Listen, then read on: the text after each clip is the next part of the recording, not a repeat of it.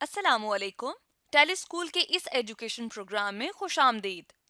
ये programme TV पर हुकूमत पाकिस्तान और सबक फाउंडेशन की शिराकत से पेश किया जा रहा है। इसके लेसन्स पाकिस्तान के तमाम तालीमी बोर्ड बशमूल कैम्ब्रिज के सिलेबस के मुताबिक तैयार किए गए हैं, जिसमें एजुकेशन कंटेंट सबक फाउंडेशन प्रोवाइड कर रही है। सबक फाउंडेशन की वेबसाइट सबक.pk पर केजी से 12वीं जमात तक वीडियोस और प्रैक्टिस टेस्ट बिल्कुल मुफ्त दस्तियाब हैं। कंप्यूटर साइंस के इस लेसन में हम फंक्शन ओवरलोडिंग के बारे में पढ़ेंगे। ये टॉपिक फेडरल केपीके बलूचिस्तान की क्लास 12 के चैप्टर नंबर 6, सिंध की क्लास 12 के चैप्टर नंबर 9, जबकि पंजाब की क्लास 12 के चैप्टर नंबर 13 में आता है। इस टॉपिक पे वीडियोस देखने के बाद स्टूडेंट डिफाइन कर पाएंगे फंक्शन ओवरलोडिंग को, उसके डिफरेंट एडवांटेजेस को, और इसका इस्तेमाल जो होता है फंक्शन ओवरलोडिंग का, इसके बारे में जानेंगे।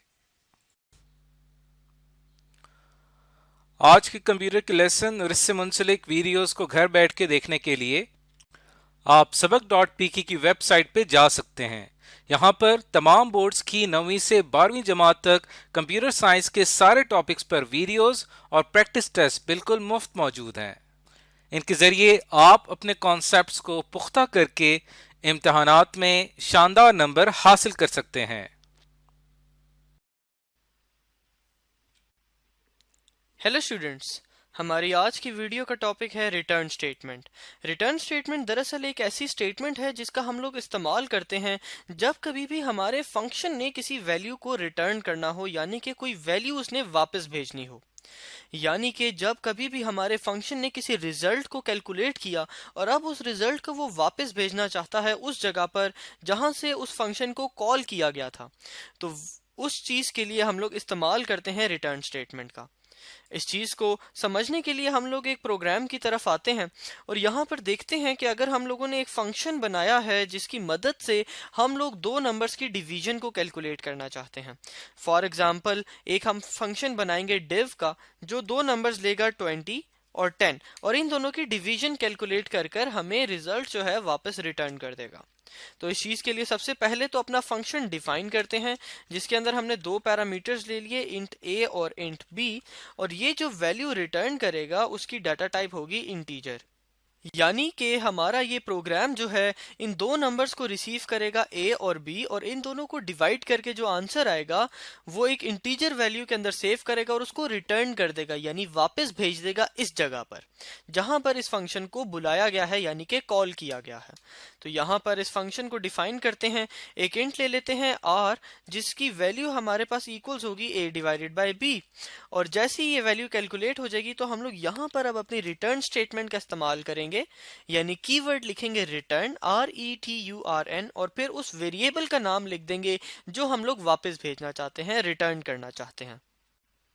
तो होगा क्या कि जैसे ही आपके पास रिटर्न वाली स्टेटमेंट चलेगी तो यहाँ पर ये जो कॉल किया गया था ये r की वैल्यू इस जगह पर भेज दी जाएगी। अब यहाँ पर एक बात सोची जाए कि अब अगर r की वैल्यू यहाँ पर भेजी जा रही है तो इस r की वैल्यू को कहीं सेव करवाया जाए या फॉर एग्जांपल कहीं प्रिंट करवाया जाए, उस वो होना यहाँ पर ज़रूरी है, क्योंकि अगर मैं सिर्फ यहाँ पर यही कॉल वाली स्टेटमेंट लिखूंगा तो मेरे पास r की वैल्यू जो है लूज हो जाएगी। क्यों? क्योंकि r की वैल्यू को मैंने इस्तेमाल नहीं किया, मैंने उसको किसी जगह पर सेव नहीं किया, इस जगह में इस वाले फंक्शन के अंदर कहीं उसको सेव नहीं कर रहे हम लोग, ना ही उसको प्रिंट करवा रहे हैं। तो यहाँ पर इस बात का ख्याल रखना बहुत ज़रूरी है कि जब कभी भी रिटर्न स्टेटमेंट इस्तेमाल होगी तो फंक्शन कॉल जो है वो या तो एक स्टेटमेंट होगी या तो वो एक एक्सप्रेशन होगी। अब यहाँ पर स्टेटमेंट और एक्सप्रेशन से क्या मुराद है? स्टेटमेंट ये हो सकती थी कि फॉर एग्जांपल जो भी रिजल्ट रिटर्न होगा उसको हम लोग सी आउट की स्टेटमेंट की मदद से प्रिंट करवा देंगे। तो इस प्रोग्राम को रन करते हैं और आप लोग देखेंगे कि हमारे पास जो भी आर की वैल्यू होगी वो प्रिंट हो जाएगी। यहाँ पर आप लोग देख सकते हैं कि 20 और 10 को डिवाइड किया, आर के अंदर 2 सेव किया, उस 2 को रिटर्न कर दिया। अब यहाँ पर इस कॉल की जगह पर क्या वैल्यू आ गई है? क्या यहाँ से रिटर्न हो गई है वैल्यू 2, और उस 2 को क्या किया, सी आउट की मदद से, सी आउट की स्टेटमेंट की मदद से उसको हमने प्रिंट करवा दिया। तो एक तो पॉसिबिलिटी ये है इस वैल्यू को इस्तेमाल करने की कि हम इसको किसी स्टेटमेंट के अंदर इस्तेमाल कर लें, जिस तरह यहाँ पर अभी आपने देखा। एक और काम भी हम लोग यहाँ पर कर सकते थे कि इसको किसी एक्सप्रेशन के अंदर इस्तेमाल कर लेते। एक्सप्रेशन के अंदर इस्तेमाल करने से ये मुराद है कि फॉर एग्जांपल हम लोग एक लेते इंट x, जिसके अंदर ये रिटर्न करदा वैल्यू हम लोग सेव करवा देते। तो ये चीज हमारे पास क्या बन गई, एक एक्सप्रेशन बन गया कि x इज इक्वल टू जो भी रिटर्न करदा वैल्यू है। इसको सेव करते हैं और उसके बाद यानी इस लाइन के बाद हम लोग इस x की वैल्यू को प्रिंट करवा देते हैं। तो आप लोग देखेंगे कि जो वैल्यू x के साथ प्रिंट होगी वो वही वैल्यू होगी जो इस फंक्शन ने रिटर्न की होगी, यानी कि 2। कंपाइल एंड रन हमने किया, आप लोग आउटपुट देख सकते हैं कि 2 आउटपुट हमारे पास आ चुकी है। तो स्टूडेंट्स ये होती है हमारे पास रिटर्न स्टेटमेंट, जो हमारे फंक्शन की किसी भी तरह की वैल्यू को रिटर्न करने के लिए यानी कि वापस भेजने के लिए इस्तेमाल की जाती है। यहाँ पर इस बात का ख्याल रखा जाए कि ये रिटर्न ज़रूरी ही नहीं कि इंटीजर टाइप हो, ये इंटीजर के अलावा डबल टाइप की भी हो सकती थी, फ्लोट भी हो सकती थी, या इसके अलावा कोई करैक्टर भी हो सकता था जो हम लोग रिटर्न कर रहे थे। और जब हमने इसको रिटर्न कर दिया तो इस वैल्यू को फिर इस्तेमाल करने के लिए हमने 2 काम देखे। पहला काम हमने क्या देखा कि हम लोग इसको किसी स्टेटमेंट के अंदर, फॉर एग्जांपल सी आउट के अंदर इस्तेमाल कर लेते, यानी सी आउट के अंदर जो भी वैल्यू हमने यहाँ पर रिटर्न की है इस फंक्शन की कॉल की मदद से उसको हम लोग सी आउट कर देते। दूसरा काम हमने क्या देखा कि एक एक्सप्रेशन की मदद से उसको किसी वेरिएबल के अंदर सेव करवा लिया ताकि हम उसको आगे फ्यूचर में इस्तेमाल कर सकें। यहाँ पर अगर इसको एग्जीक्यूट करके हम देखेंगे तो आप देखेंगे कि दोनों दफा 2 प्रिंट हो जाएगा। ये हमने पहली दफा स्टेटमेंट सी आउट वाली स्टेटमेंट की मदद से 2 प्रिंट किया, फिर अगली दफा सी आउट एक्स किया तो उसकी वैल्यू भी 2 प्रिंट हो गई। तो ये होती हैं return statements. Thank you students.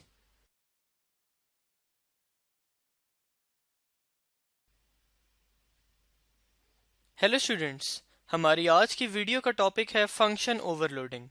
Function overloading दरअसल हमारे पास C++ का एक बहुत ही इंटरेस्टिंग कैरेक्टर है जिसकी मदद से हम लोग अपने प्रोग्राम में एक से ज़्यादा फंक्शंस सेम नाम के साथ डिक्लेयर कर सकते हैं, उनको डिफाइन कर सकते हैं और उनको इस्तेमाल भी कर सकते हैं। यहाँ पर इस बात का ख्याल रखा जाए कि जब भी हम लोग अपने प्रोग्राम के अंदर एक से ज़्यादा फंक्शन बनाएंगे जिनका नाम सेम होगा तो हमारा कंपाइलर जो है चेक करेगा कि क्या तो उनके हमारे पास जो पैरामीटर्स हैं उनकी डाटा टाइप्स डिफरेंट हैं, या वो ये चेक करेगा कि जो हमने 2 फंक्शंस बनाए सेम नाम के साथ उनके नंबर ऑफ पैरामीटर्स सेम हैं या डिफरेंट हैं। पहली बात का यहाँ पर यह मुराद है कि एक फंक्शन हमने बनाया सेम नाम के साथ दूसरा फंक्शन बनाया, लेकिन पहले फंक्शन के अंदर मौजूद पैरामीटर्स की डाटा टाइप इंटीजर थी और दूसरे के अंदर पैरामीटर्स की डाटा टाइप फ्लोट थी। तो हमारा कंपाइलर जो होगा इन मल्टीपल फंक्शंस के दरमियान में फ़र्क रख सकेगा इस बेसिस के ऊपर कि उसके जो पैरामीटर्स हैं उनकी डाटा टाइप्स मुख्तलिफ थी।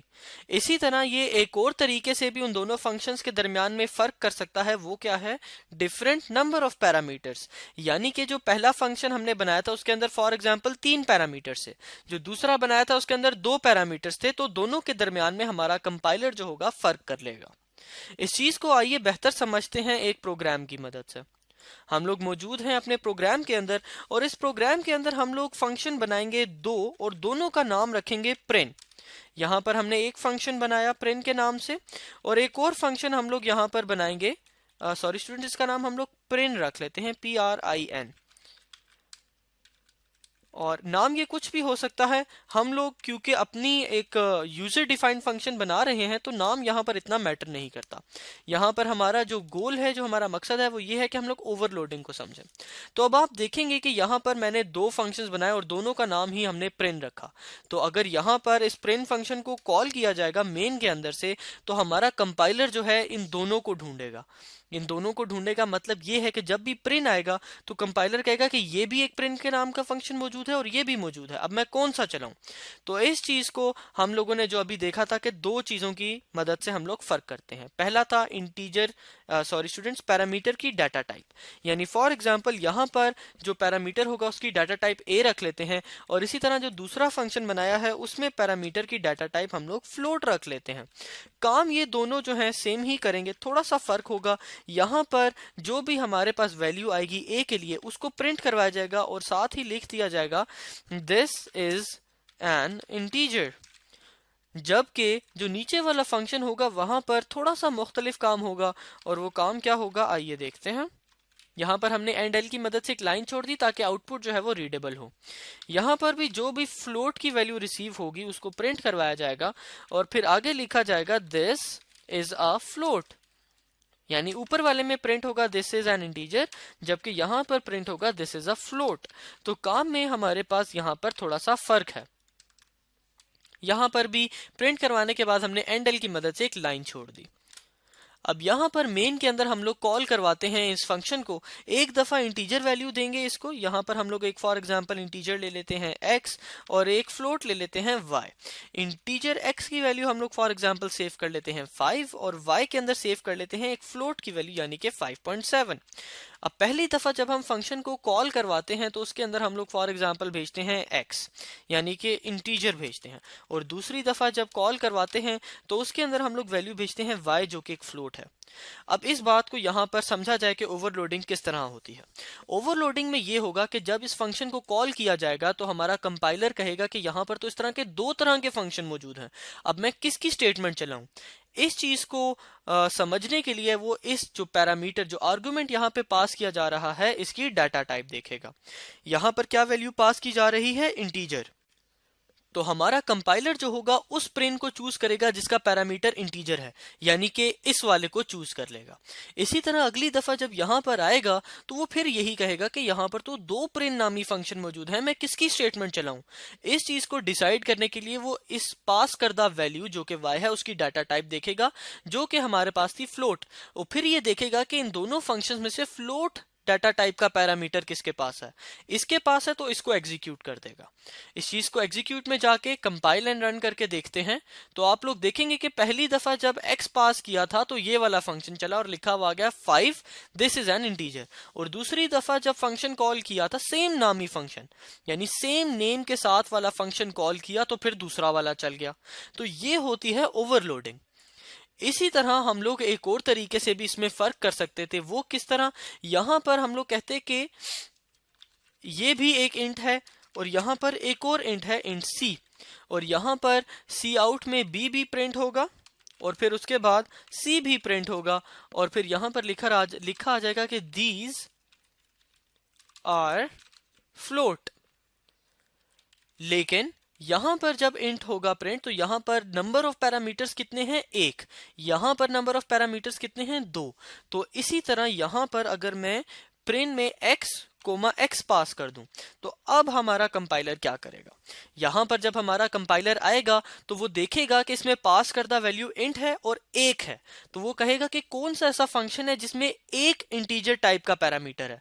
वो यहां पर आएगा, वो यहां पर कहेगा यहां पर इंटीजर टाइप पैरामीटर तो है लेकिन दो हैं, तो फिर यहां पर चेक करेगा कि यहां पर एक है और एक ही इंटीजर टाइप का है, तो ये वाला फंक्शन रन हो जाएगा।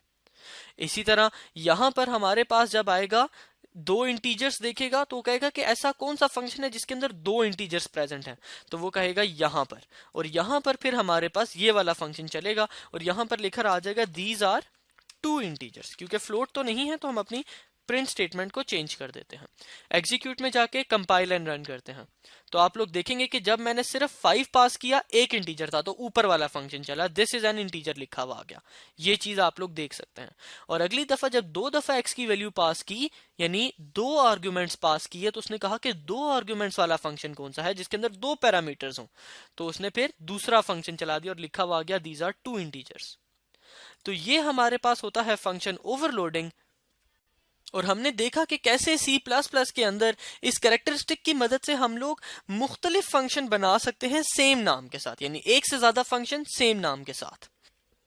अब हम लोग अपनी अगली वीडियो की तरफ जाएंगे और उसमें देखेंगे कि इस ओवरलोडिंग के कैरेक्टरिस्टिक का हमें फायदा क्या होता है प्रोग्रामिंग में। Thank you students.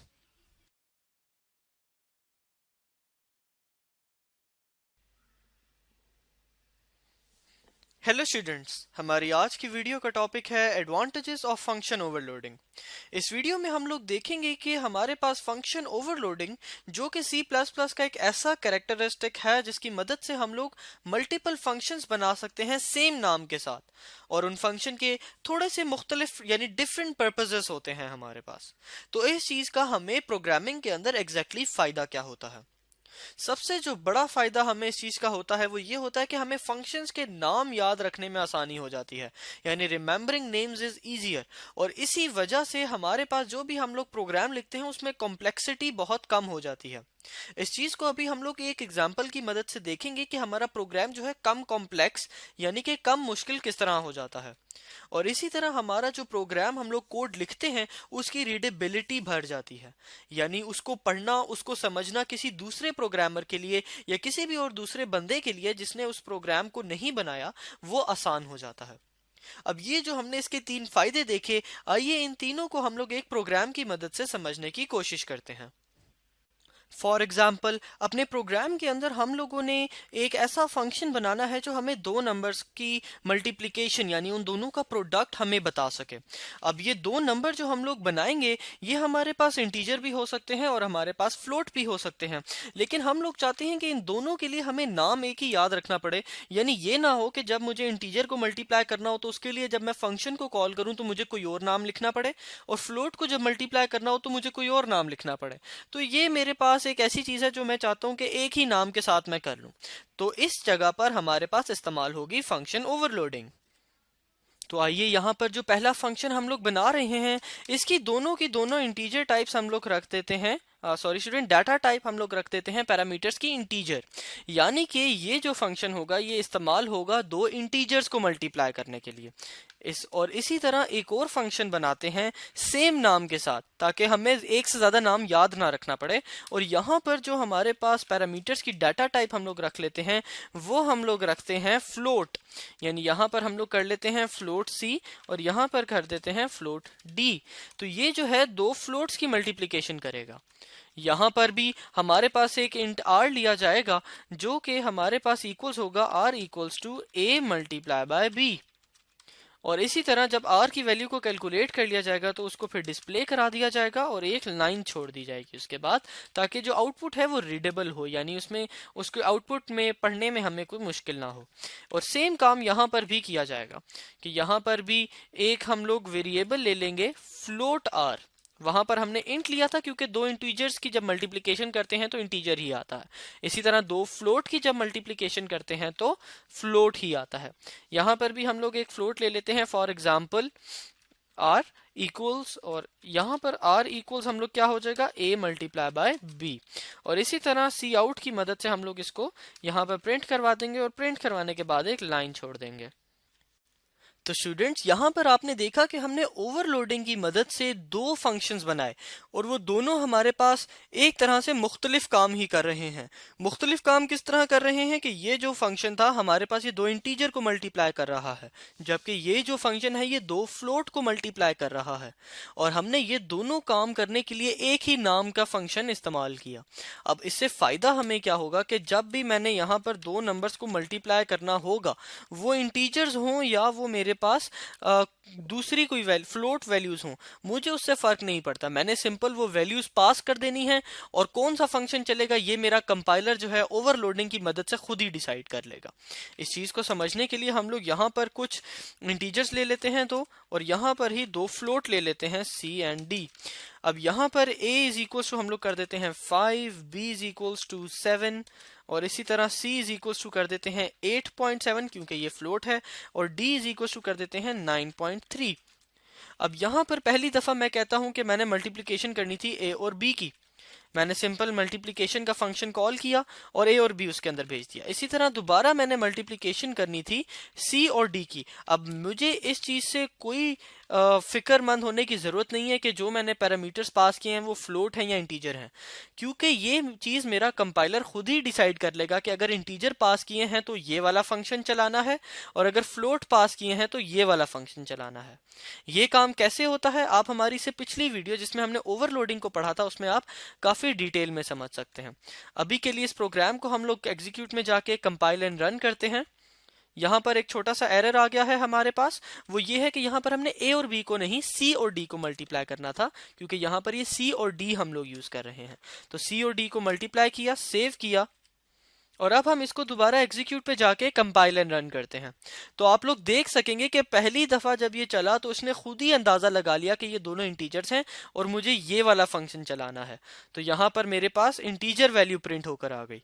इसी तरह यहाँ पर जब दो फ्लोट पास किए तो मेरे कंपाइलर ने खुद ही ओवरलोडिंग की मदद से इस चीज़ का अंदाज़ा लगा लिया कि चूंकि यहाँ पर फ्लोट वैल्यूज़ पास हो रही हैं तो मैंने ये वाला फंक्शन, नीचे वाला फंक्शन चलाना है, और इसी तरह हमारे पास फ्लोट आउटपुट आ गई। तो